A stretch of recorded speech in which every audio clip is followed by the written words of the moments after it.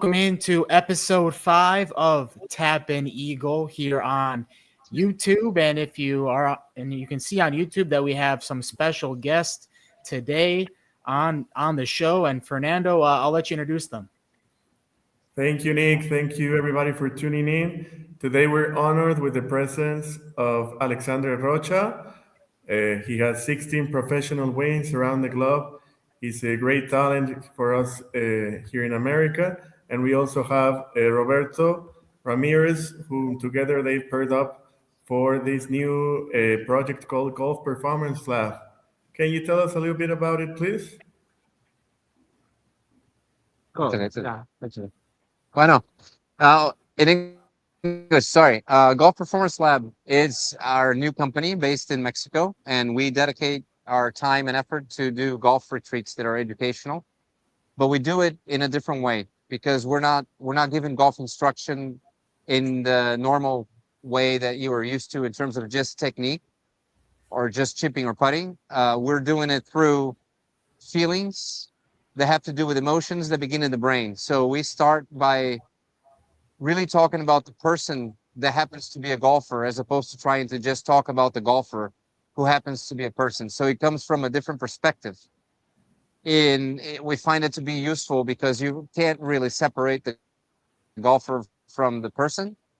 And usually when they go to play golf, they have certain issues in their mind and lack of confidence in some things, and maybe don't put their focus where it needs to be at a particular time. That's what we teach them, how to focus on different things throughout the round, how to put external awareness when it needs to be, how to put internal awareness when it needs to be.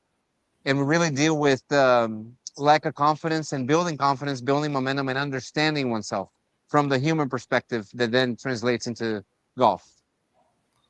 Right? How did That's the this summary idea? of it. Mhm. Yeah, how did this idea start? How did you guys get this going? Sounds great. Oh, We know each other from a friend in common that's also a professional. That's called Rodo Casalbon. So when we met, Alex has 25-year career, no? So he a few years back started doing coaching, and I had been doing coaching for the past 3 years.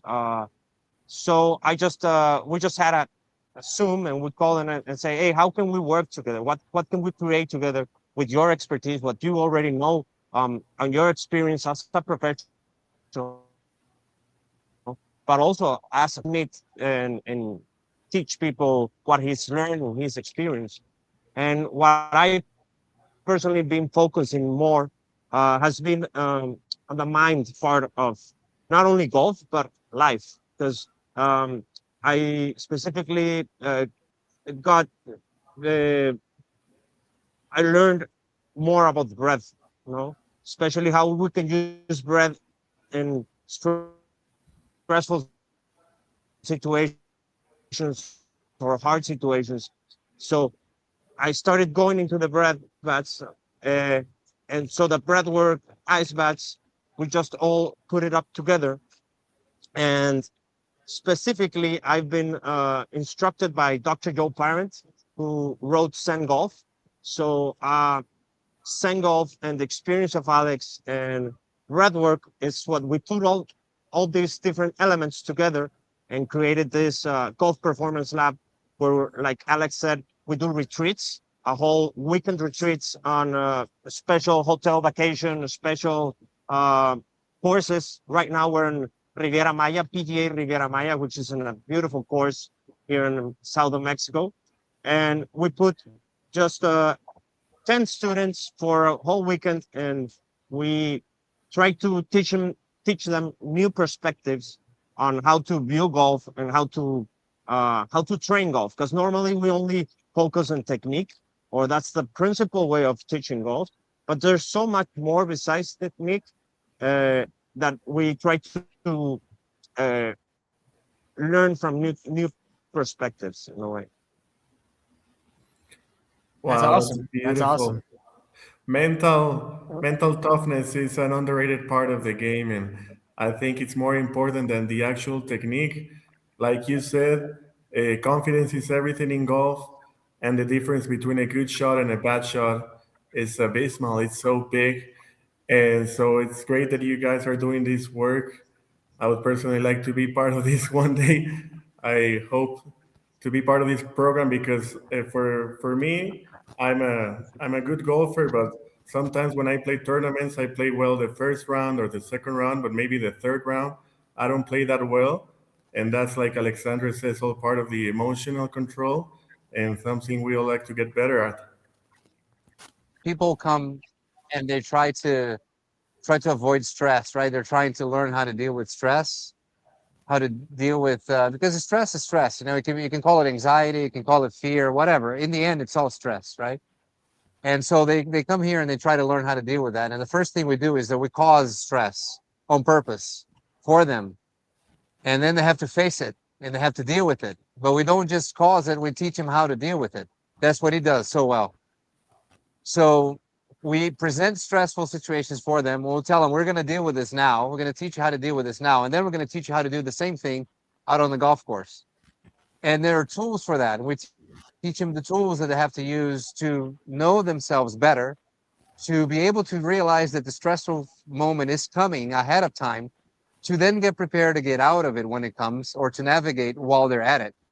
So we cause it, we teach them how to deal with it, and we implement that onto the golf course. And it's amazing by switching their focus from one thing to another, how can they get rid of a lot of pollution in their minds and really just have less but more important things that they're focusing on, which in itself helps with dealing with stress. Because while they're thinking of something very specific we ask them to think about, there's no room to think of the stress. So we teach them how to do that basically, and then how to apply that for the rest of their lives, right? Because you can do that playing golf, you can do that in the office. So we like to say here at Golf Performance Lab that it's golf from the human perspective first, then the golf. You talked about the breathing and how important that is. What are some of the other tools that are helping people mentally that you talk about and you teach? Yeah, specifically, like Alex said, we focus on a feeling in a body. So when we're thinking during the swing, this disaster happens. No, it's called paralysis from analysis. So what we're trying to teach you or to distract you positively is with a feeling in a body, with a feeling on a swing. So when you're focusing 100% on one feeling, then you are not thinking about swinging the club. Because if you're thinking about swinging the club, then there's too much. Then you are trying to do the swing from the conscious part of your brain. So here, one of the things we try to explain you is how to access the part of your brain that already knows how to make a swing perfectly, and that's the subconscious part of the mind. So we in golf we need the conscious part of the mind and we need the subconscious part of the mind. And the conscious part is the one that analyzes and knows checks the wind, the yards, chooses the fierro, and the subconscious part of the brain is the one that already knows how to do the swing perfectly. So there's different tools and techniques you can use to shift from one side of the brain to the other, and this will make you make the best swing possible for you at that moment. And yeah, basically it's how to change from one side of the brain to the other.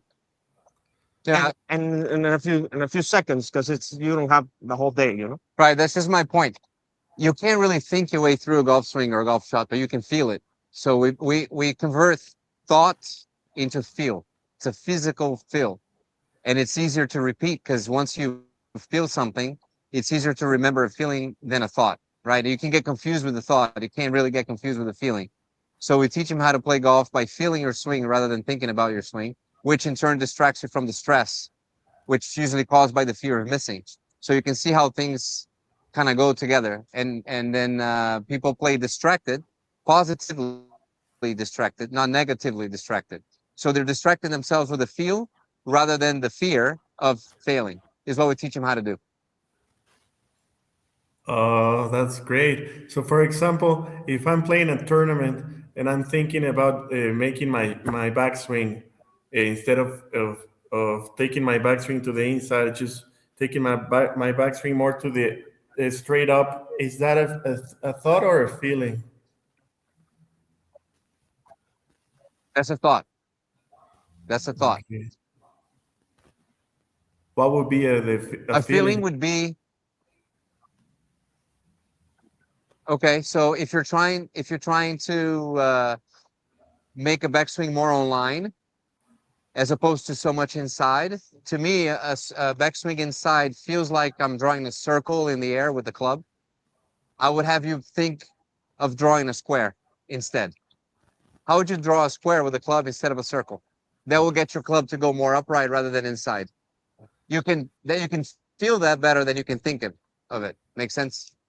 Oh, that's beautifully explained. Yes.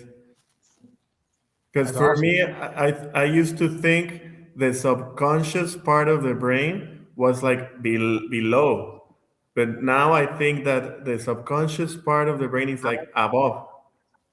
So, like the physical plane is like the lowest part Well, of the existence, and the subconscious is like a higher part of us. Oh yeah. the subconscious operates 95% of your whole day, no, your decisions, everything. So if the subconscious uh, operates the 95% of your day or your swing or your golf, how can you? What you need is to consciously give up control to your subconscious, and that's the hard, or that's what you need to learn, how to give up control. Because if you give up control, then the swing comes out naturally free and almost perfect, or perfect for you at least, no?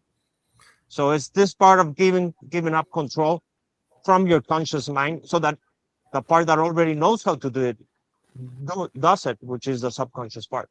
Yeah. Yeah, now it makes sense why I play better on team tournaments because I let go of control of the result because I know my team can help me. And I always win those tournaments. But when I play individual tournaments, maybe I'm trying to control it, and that's why it doesn't work as well. It's easier to let go of control if you have partners because it's not all the responsibility not on you. When you play by yourself, it's all your responsibility, right? But the thing is, we have this misconception that we have to be perfect to play good golf, and we don't have to be perfect at all. In fact, we can be very flawed. But the better golfers in the world are the ones that have a deep knowledge of what their flaws are, and they use them to their benefit, right? So the hardest thing that we have to try to convince people in order for them to agree to relinquish control is the fact that perfect, is the fact that missing is not only part of the game, is what you spend 98% of the time doing is missing. You just have to miss it in a predictable way that you can play again. Alexandre, what a legend! I was reading about him. He won the Brazil Open against Keith Mitchell in a playoff Cashmere in Keith, yeah. 2015 with minus 17. He defeated Keith Mitchell in a playoff, and Keith Mitchell just tied for 11th on the PGA Tour, just to see how Yeah. good this guy is. I mean, he's won in the Mexican Tour like four times. He won the Colombia Open. He made the cut at the U.S. Open in 2011 in Congressional, where Rory won. He played on the World Cup with Addison da Silva representing Brazil in 2013, and they played in Royal Melbourne, one of the best courses in the world. And Adam Scott and Jason Day ended up winning that tournament, and Thomas Bjorn rounded out the podium. I mean, he played on the PGA Tour full time 2 years. He played on the DP World Tour a couple of years. He even won the European Tour, now called the DP World Tour Q School, on first place. He was co-medalist there. So I think we can all agree that listening to him is very special. Definitely. He also was in the top 30 of the FedEx Cup back in 2011 as well. And it's cool, too, because there's not a lot of Brazilian golfers out there as well. I mean, you look back at the Rio Olympics, they had Brazil in there for the first time. They had to build the golf course, if you remember that, Fernando. They had to for the Rio Olympics, Looks like we have him back now, though, with the connection and everything. So I was gonna ask how people can find out more about Golf Performance Lab and sign up for the retreats, like you guys are out in Mexico right now. Yeah, well, we have basically our webpage we're going to give you, which is golfperformancelab.mx. And we have our social media, which is golf performance lab, golf performance lab. We'll send you the information. And yeah, basically, we do retreats. We also we're starting to go into clubs to do seminars so that people don't come to us, so that we can go to specific clubs and see students there. So that's a couple of possibilities we have for the moment. If could we ask a couple questions about your career? Sure. So, sweet. All right, so I asked a Brazilian golfer. We were just talking about this back. If you think about the Olympics in Rio, they had to build the course out there for the Olympics. Just how have you seen Brazilian golf grow? And you're one of the first Brazilian golfers to have a lot of success out there as well. Can I be honest with you? Brazilian golf has not grown at all because it's a culture thing, right? So it's a niche sport.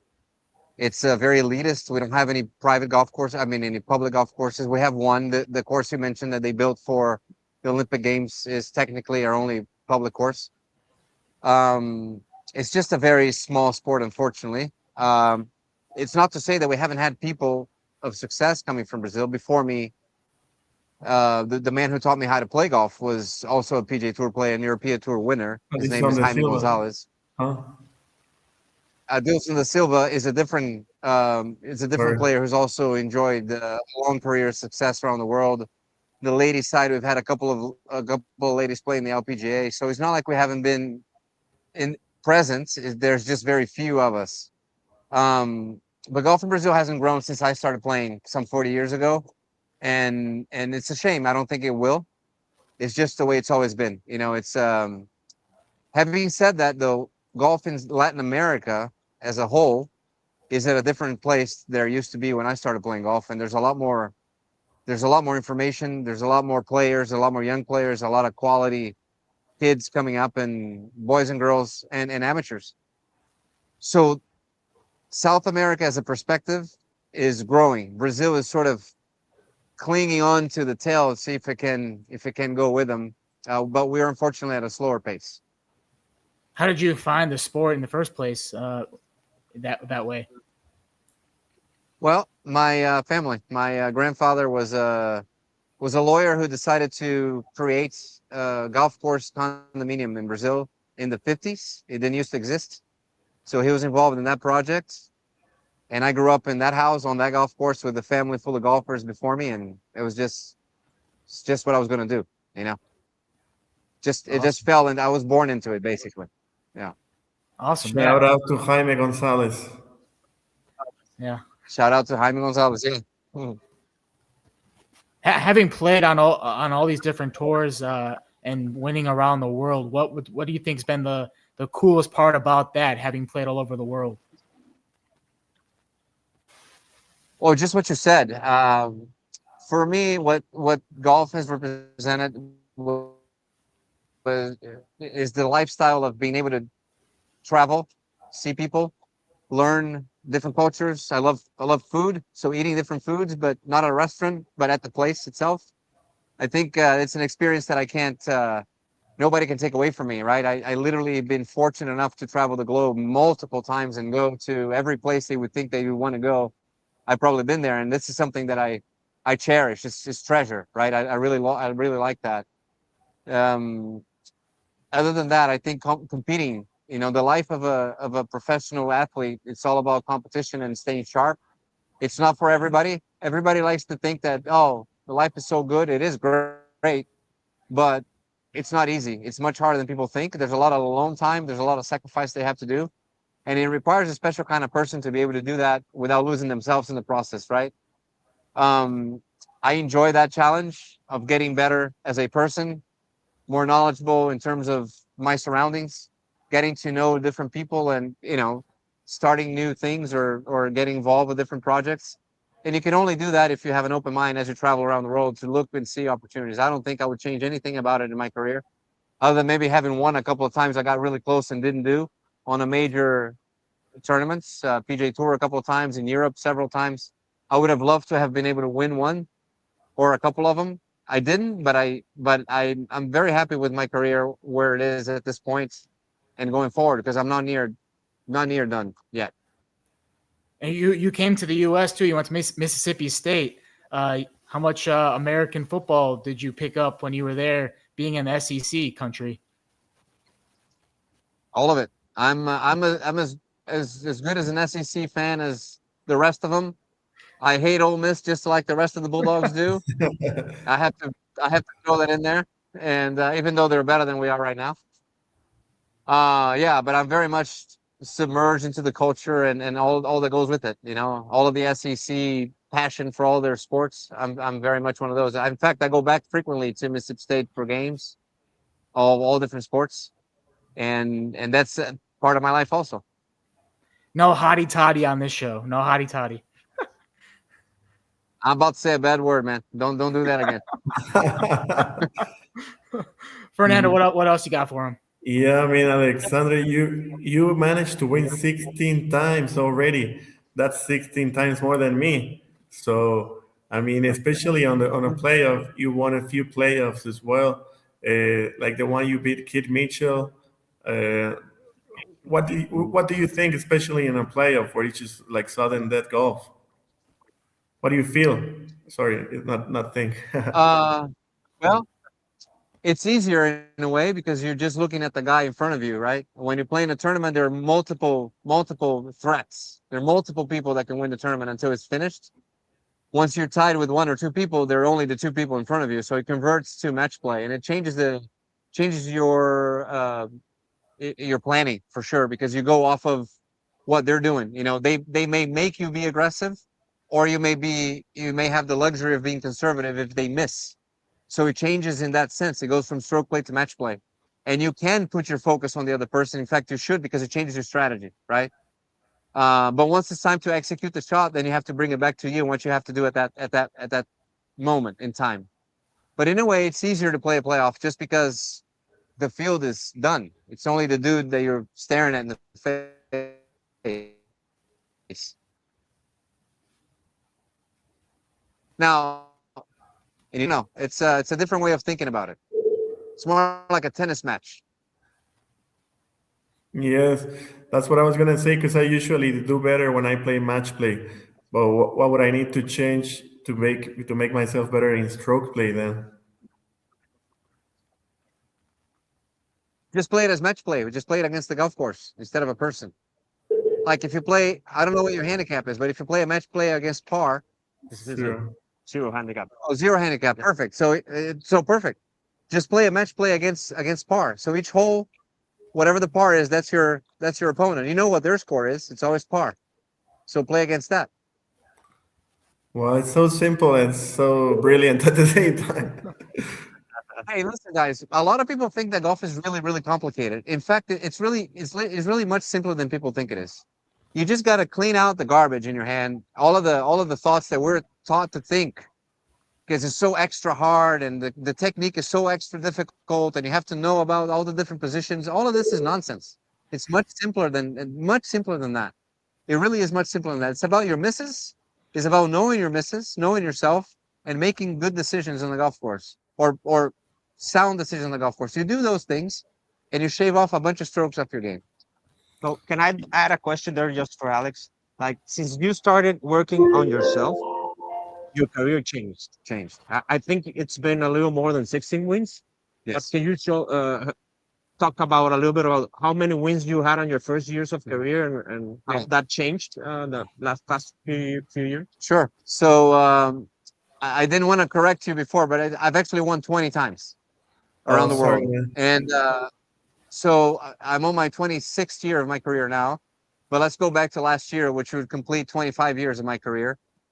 And out of those 25 years, from 2000 to 2022, I had won 11 times around the world. And then from 22 to 25, I won 9 times. So Wow. in 3 years, I won basically as much as I did in the previous 11 years. And how is that possible, right? The focus was on the shift I've made, because I've also been one of those that thought about technique all the time, did not know how to manage my own stress, didn't know when it was coming, why I was feeling it, how to get out of it, didn't know how to control my focus, didn't know any of this. So I started down this road because I wanted to learn and do it a different way, right?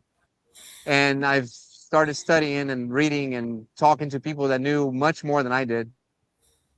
Um, and I decided to go down this path. I'm going to do everything different. I'm going to think about me first, what makes me tick, what makes me be at my best, and why. And I wanted to know why.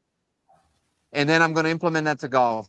And then suddenly I've played my best golf of my life over the last 3 years of my career.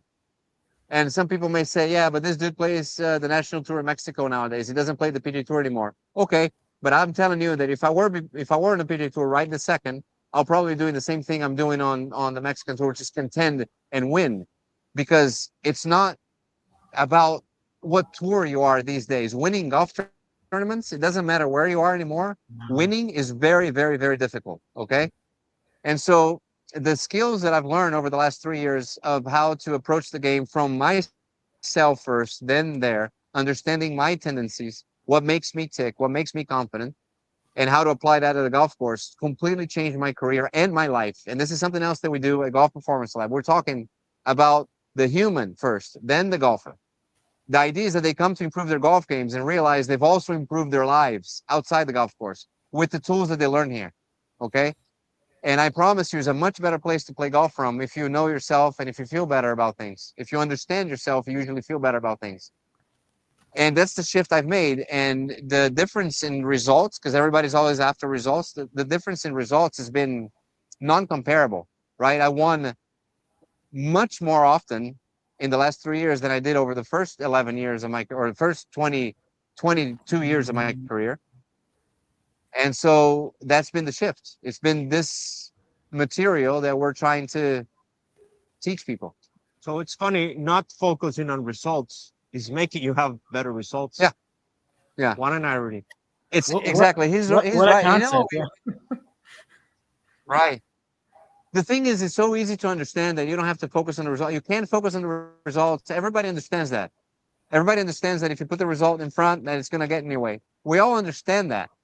Nobody teaches you how to do that. That's where we come in. That's what we do. We teach you a step-by-step way of not putting the results ahead. That's what Golf Performance Lab does. Yeah, totally. I can see myself playing a good round, and once I'm like 4 under, I'm starting to think, oh, I'm 4 under, or even if I'm 4 over, I'm thinking, oh, I'm currently 4 over. Like that's focusing on the result, and that doesn't get you a long way. I mean, it may work for a round or two. It's not sustainable. We don't want that. No, we don't want to be thinking about our scores out here at all. Right. Well, we appreciate you guys for both joining us. Like you said, we'll have a link here at the bottom of this episode, and enjoy beautiful Tulum out there. Thank you, guys. Thank you for having us here, and it was a pleasure. And good luck with Tapping Eagle. Thank you. you. Thank you, guys. You're such a legend, Alex. Love you, Rob. See you soon. See you guys. Thank you. The best. Thank you. Todos, mi Fer. Nos right. vemos. How about that? Wow. Legends right there. Wow, that was wisdom. Just straight out wisdom. 30 minutes of just knowledge you need to know if you're a golfer right there. So I hope everybody soaked that in. And this weekend we were soaking in some more golf and some history as well. What a performance from Justin Rose. Sets a tournament record at the Farmers Insurance and Torrey Pines. He has at 23 under par, he set the tournament record score over 4 days, and that was previously held by by LSL. another legend, Tiger Woods. And this was just from the first round. You knew this Wire was to wire. you knew this was Justin Rose's tournament. He had 10 birdies in round one, Fernando. 7 shot victory. He's one of those players that when he's leading, you think that it's probably over already. Especially the way he has played before Tory. He he is the second oldest player to be top three in the world ranking, just behind BJ and ahead of Furyk, all with 45 years old. What a performance! Incredible. And he was saying in his interview with Amanda Balionis on CBS, it's really he when he travels week to week with these tournaments, he has an RV and he has an ice bath in there, all the things he needs to do to recover and get ready for each round. Because as you mentioned, he is 45, but he's not playing that way at all. No, I think he could be very close friends with Alexandre. They both focus on the process, on staying loose. I mean, maybe when you look at Justin's pre-shot routine, from an outsider's point of view, it may look like he's focusing on the mechanics, but I think, as Alexandre pointed out, he's probably thinking more about feelings, like sensations, like this the feel he gave me about thinking about drawing a square. I want to think about that all day now. I can't think about it until like a couple months from now when I can actually play golf here in the Midwest. But I'll let you think about it and improve your game that way. Someone who couldn't get his game going this weekend, Xander Schauffele, who was the favorite coming into the weekend and doesn't even make the cut. But what was more surprising, Fernando, is that ended his made cut streak at 72, which was the longest active streak. And the next best, who probably won't miss another cut for the rest of his life, is Scottie Scheffler. Yeah, Scotty now has 65 straight cuts made, which, I mean, it's inevitable that he's gonna surpass Tiger's streak, in my opinion. But yeah, Sander, he was not even mad about missing the cut. He was like, "Oh, that's great. I'm gonna have the weekend off here in San Diego with my family," and that's why he made 72 cuts in a row, because he's not really focused on the results.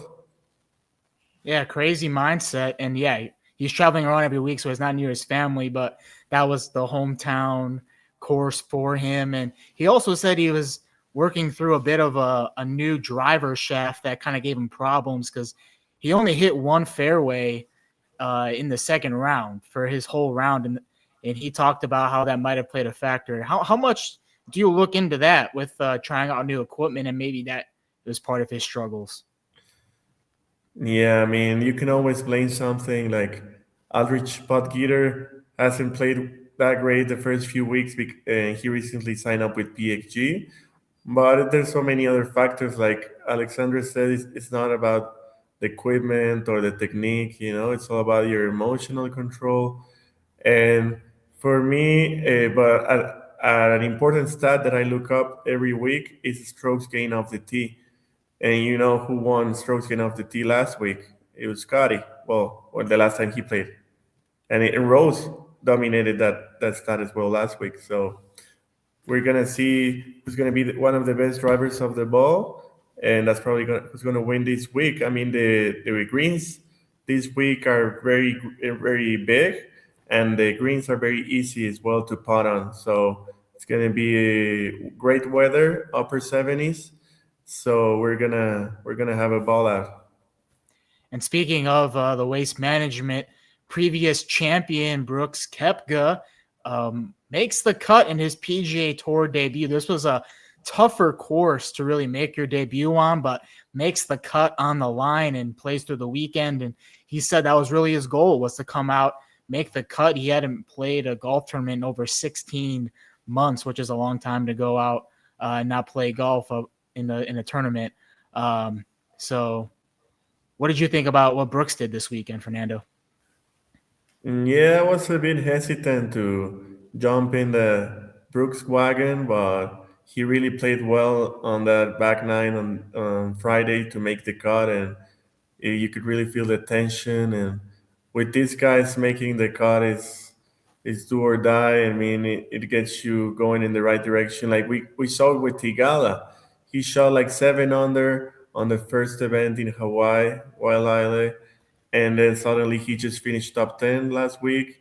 He earned a sponsor exemption to this week's Phoenix Open, and maybe he would have missed the cut in Hawaii. We wouldn't be talking about this. 6 months. I'm about to say 6 months. 16 months is a long time. But anyway, we did have a tap-in eagle, by the way, this weekend. Name of the show, so we had to throw this in here. Chris Gotterup had the tap-in eagle. Feels good there, Fernando, to have What a tap-in eagle shot. happen. Yeah. One of the shots of the week. Yeah. It counts more because he hit it with the driver off the deck. He was 287 yards away. He had like a tough pin all the way to the right of the green. He hit like a power fade high, and it didn't even like roll out. It checked beautifully, almost made a double eagle, and that's why we love the game. Nothing like a tapping eagle. Nothing like it. Let's go over to Bahrain and Freddy's shot. This was a lot of drama in this. A lot of drama. It goes to a playoff. Freddy's shot from Germany gets his first win on the DP World Tour, and he just hung in there. Wins the 2-hole playoff.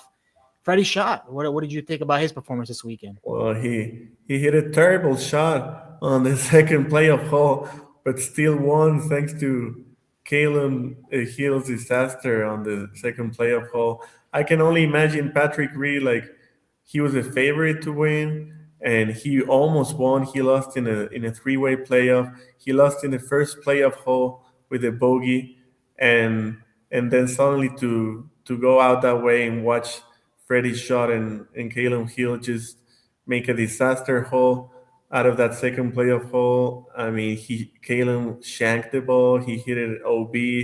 Freddy hit it in the water and then hit it off the green and still won like with a double bogey. I mean, just amazing. I mean, it's not like they're bad golfers. They shot minus 17 over 4 days at this tough course in Bahrain. But it just goes to show you like what Alexandre was saying about match play and playoffs. You only need to beat one guy. And he did. I mean, he becomes the 63rd golfer from Germany to win on the DP World Tour. So he's joining a hot list there. You mentioned Patrick Reed. He was 6 shots back at one point, then was 4 shots back going into the final round.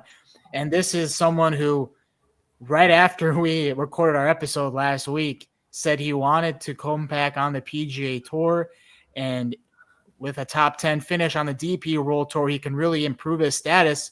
And you're seeing that now with his golf, how well he's playing. And then, just Elm Hill's collapse with the really bad shank there. And the worst part about it too is if we're watching the TV copy, is he hits the video board showing the replay of his shank shot. So it was kind of tough to see out here for Callum Hill. He set a course record in the first round, 61, and then has the collapse at the end trying to win. Then we have Patrick Reed just playing well out here. I mean, just incredible stuff. Yeah, I mean, we hope this hiccup from Caleb just helps him to strive to be better. I'm sure he'll bounce back. But the news for me this week is that we might have Patrick Reed back on the PGA Tour sooner than we think, because I was just seeing that if you finish on the top 5 of the rankings for after this tournament they have it in Qatar, you get an exemption to the Genesis Scottish Open. Oh wow! And Patrick Reed is currently sitting on second there, so he's probably gonna make his return on July. We love to see it. We also love to see Sergio Garcia playing well. He had an incredible performance this weekend. He made 7 on the last 9 holes he played, made 7 birdies to make the cut, and then finishes top 5 in Bahrain. I know this is one of your favorite golfers, Fernando. Plays all around the world, fan favorite out here. Why? What did you make of his performance? Man, I was so happy for him, but so sad because I put some money on him to win before the week. He was just one shot back of the playoff, and so close. For me, I mean, Sergio is the most talented player ever. Like that's, but as Alexandre was pointing out, it's not about just like talent. You need to have like focus. And if Sergio had Tiger's mentality, Sergio would have won everything. But that's just the name of the game. I mean, he's still playing well. He's still trying to compete at the majors, and I wouldn't be surprised if he wins a major this year. To be honest. We'll see if he does. He's won the Masters and looking for a second one out here. You know who is playing super well, who I don't even know the next time we might not see him win a golf tournament? Scottie Scheffler. And he is the favorite, of course. Why would he not be? This weekend at the Waste Management, he was the favorite at the Amex, which he won in commanding fashion. So, I mean, why would you not want to bet on him this week to win at the Phoenix Open? Yeah, I mean, he's a two-time champion there. He's probably going to win by a bunch this week. Most likely, he has no weaknesses. He is a happy man. He just gets to work, and he leads in almost every single stat. I mean, they're probably going to invent new stats after him. There's just not that much to say. I mean, he's dominating. And the next best favorite, you want to guess what the odds are? It's like 1,000 plus 1,000. plus 1,700, and it's Wow. Xander Schauffele, We just missed the cut. who just missed the cut. Yeah. Yeah. So Scottie Scheffler, we're saying is gonna win again, but we'll make some other picks other than him when we get to the end of this. But let's jump into an interesting storyline going into this one. Finished top 10 this weekend, but still needs a sponsor's exemption to play this weekend. Joel Damon. And it was kind of a funny story, a very Joel Damon-like story on how he even got a sponsor's exemption. We all remember when he took his shirt off at the stadium hole at the Phoenix Open along with Harry Higgs. Remember that? So what he did was he wrote a letter to the tournament on the polo shirt that he wore that he took off during that celebration to get into the tournament this weekend. So very Joel Damon-like. Man, what a legend.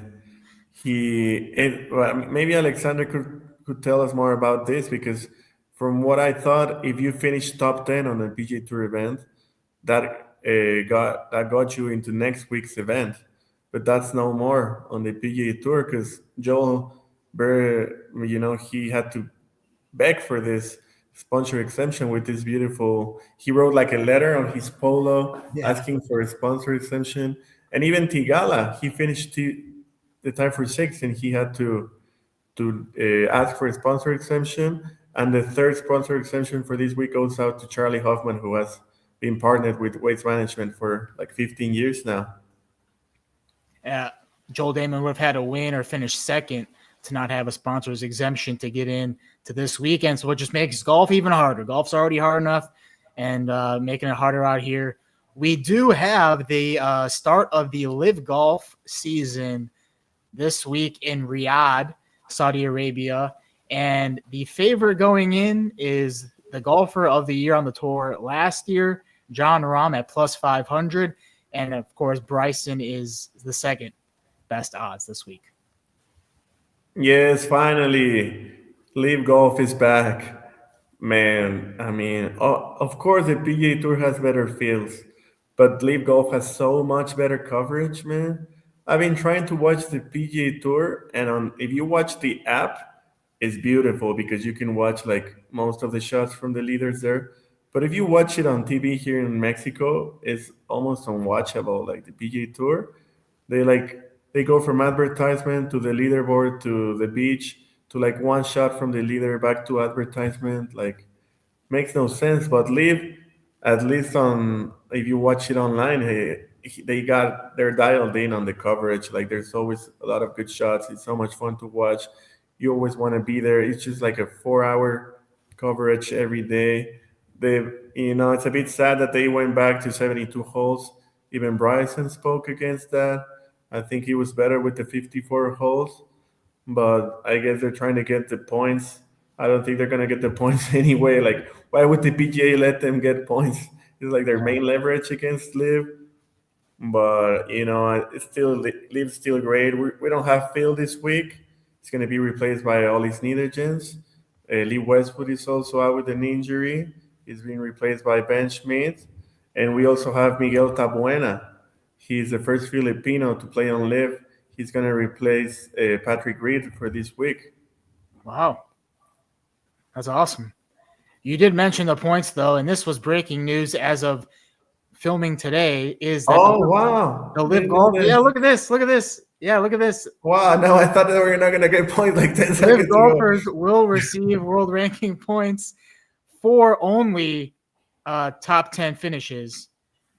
So the top 10 golfers each week will get world ranking points.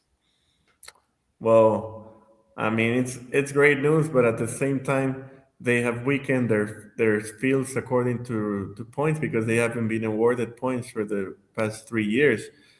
But I mean, still a great milestone for Liv. Maybe a little too late, but we'll see how this story keeps unfolding.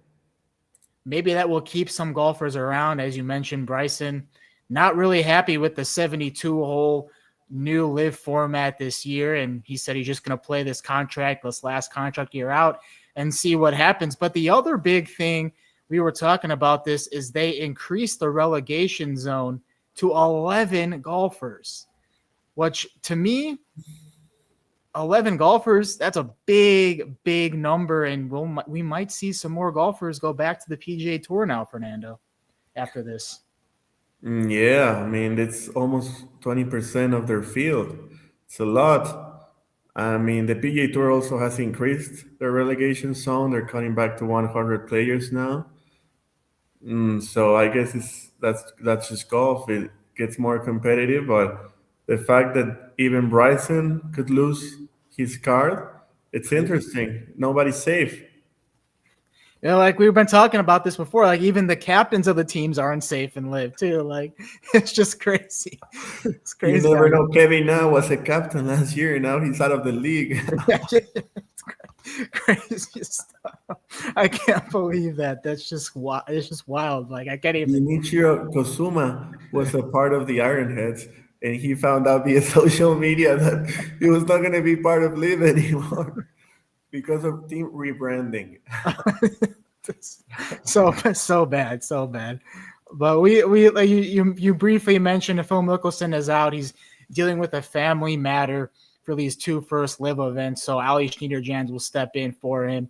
And you mentioned the two other golfers as well who are stepping in. How do we think they'll fare for these tournaments coming up, these new LIV golfers who are replacements? Well, Oli has been a great player. I mean, he was PGA Tour player, and he's been playing great. I mean, he's obviously banned from the PGA Tour, but I'm happy they're having him back. And not like Laurie Cantor, he went back to the DP World Tour. He went back to LIV as well. But for example, Hudson Swafford, they didn't bring him back, so now he's trying for reinstatement on the PGA Tour. But I'm sure the reserves, I mean, some of them just play as wildcards. The only reserve playing for a team are Sneedergens and Tabuena, and now that the LIV has doubled the team price for this year. So, and all of the four players count for the team competition. So the high flyers are going to need a big one from Sneedergens and the four aces from Tabuena. LIV Golf starting this week in Saudi Arabia. So we have all three tours going now, Fernando. All three going. And let's get over to DP World Tour for the second straight week. The Qatar Masters favorite, Jaden Schaefer at plus 1,100. And I don't know why he's not the favorite, but Patrick Reed is the second best odds at plus 1,300. I mean, Patrick Reed is going to be in contention every week on the DP World Tour. Am I not right about this? Yes, he's going to win a record-setting year on the DP World Tour. He's going to be the new Scottie on the DP World Tour. He's really good, especially with this new motivation that he has now. And I mean, there's a reason why Schaefer is a favorite. First of all, he's South African. The Qatar Masters played in the Doha Golf Club has had six winners from South Africa Wow. in only 28 editions. This includes Brendan Grace, Ernie Els, Retief Goose, and Justin Harding, and Fishard. And there's a big South African community in Qatar. From what I hear, they even have like this South African barbecue called Wow. Brace going on there. So watch out for Shaper. Also, Richard Sterne, South African, is also in the field. So you never know. But also Patrick Harrington, he hits 500 stars on the DP World Tour Wow. this week. I mean, he's won three majors, senior majors, so many PGA Tour events and PGA Tour champions.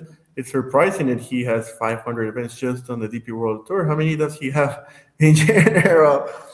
Well, yeah, he's the 50th player to do it. So we're so happy Patty's playing.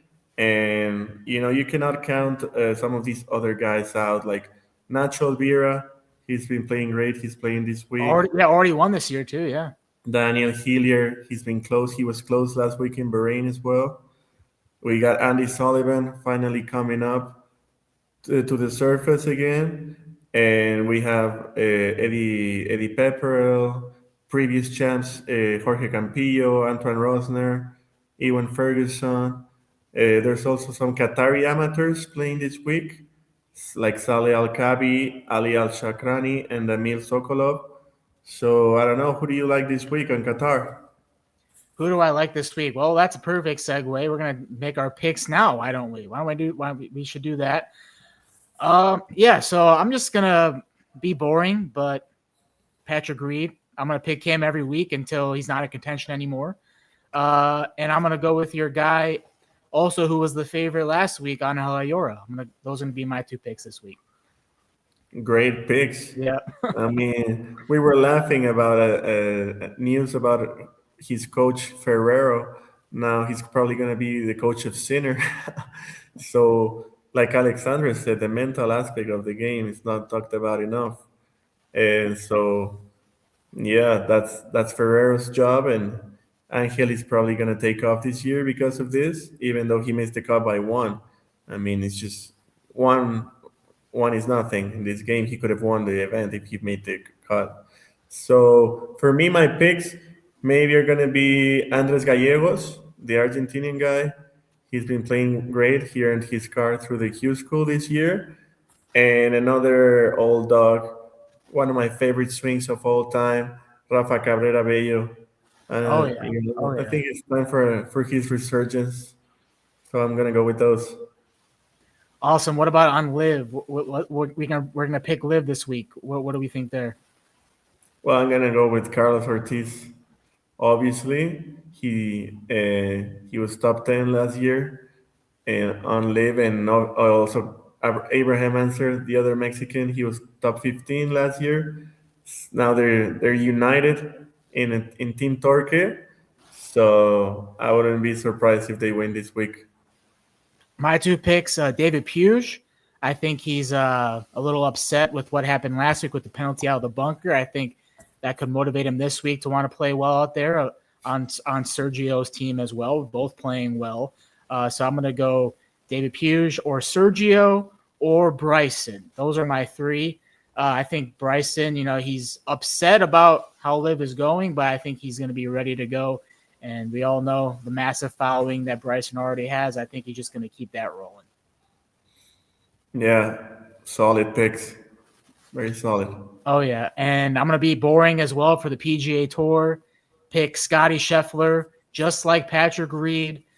I'm going to pick him until he doesn't start not playing well, which I don't think that might ever happen again. And Cameron Young as well. Those are Cameron Young finally broke through last year with a win in the playoff, FedEx Cup playoffs, and was on the Ryder Cup team as well and the President's Cup team. And I think he's bound for a good year. Totally. I was going to say Cameron Young as well. He has plus 2,500 odds to win. He was tied for 8th and tied for 12th in his last appearances here. in Phoenix. He was tied for 22nd at the Farmers last week. He was number 7 in strokes gained putting in last year.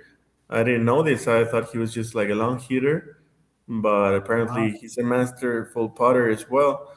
And also Sam Burns, I was gonna mention him. He's been playing good golf. He was tied for third in 2024 and tied for sixth on 2023 in this event. He was number 1 in putting last year, and he finished tied for 27 at the Amex. Maybe I'm gonna throw in one more guy here, which is Wyndham Clark. I mean, he's Oh plus yeah. 6,000, and he's not very happy with how the PGA Tour is handling things now. So might have a chip on his shoulder as well, and maybe he gets the win.